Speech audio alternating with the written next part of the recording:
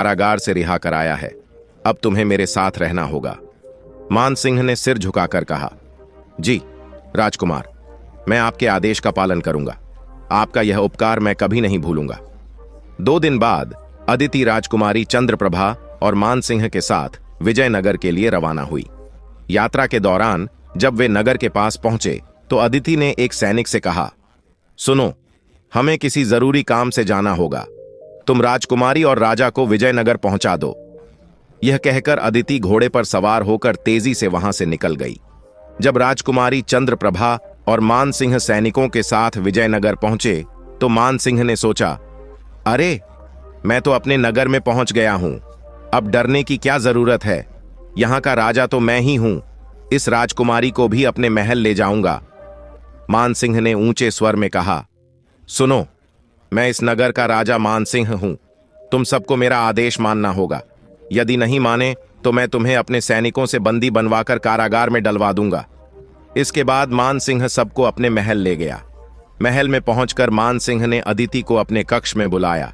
अदिति ने पूछा, आप आ गए महाराज? कई दिनों से मैं आपकी प्रतीक्षा कर रही थी।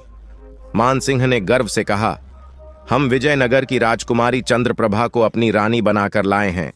अब तुम्हें शर्त के अनुसार कारागार में रहना होगा। अदिति राजकुमारी चंद्रप्रभा के पास जाकर बोली, राजकुमारी, चंद्रप्रभा तो वास्तव में बहुत सुंदर हैं, लेकिन क्या सच में महाराज ने आपको शर्त जीतकर रानी बनाया है? मान सिंह ने उत्तर दिया, राजकुमारी चंद्रप्रभा तुम्हारे सामने बैठी हैं, फिर तुम ऐसा प्रश्न क्यों पूछ रही हो? अदिति ने गंभीर स्वर में कहा, महाराज, आप झूठ बोल रहे हैं। यह तो मुझे पहले से ही पता है, क्योंकि राजकुमारी चंद्रप्रभा और मैं सहेलियां हैं। जिस राजकुमार ने राजकुमारी चंद्रप्रभा से विवाह किया था वह और कोई नहीं बल्कि मैं स्वयं थी। अदिति ने आगे कहा, मैं और राजकुमारी चंद्रप्रभा ने मिलकर यह योजना बनाई थी। हमारा विवाह केवल एक नाटक था ताकि आपको सबक सिखाया जा सके। यह सब इसलिए किया गया ताकि आप अपनी झूठी शान और घमंड को त्याग दें और एक बेहतर व्यक्ति बन सकें। अदिति ने पूरी घटना विस्तार से सुनाई। सच्चाई जानकर मान सिंह अत्यंत शर्मिंदा हुआ। उसने कहा, अदिति, मुझे क्षमा कर दो।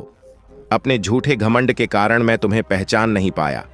मैं बहुत पछता रहा हूं। इसके बाद मान सिंह ने अपने कारागार में बंद सभी स्त्रियों को रिहा कर दिया। राजकुमारी चंद्रप्रभा भी अपने राज्य लौट गई। मान सिंह और अदिति साथ रहने लगे। राजा ने अपना झूठा घमंड त्याग दिया और रानी के साथ सुख शांति से जीवन व्यतीत करने लगा। दोस्तों, कहानी कैसी लगी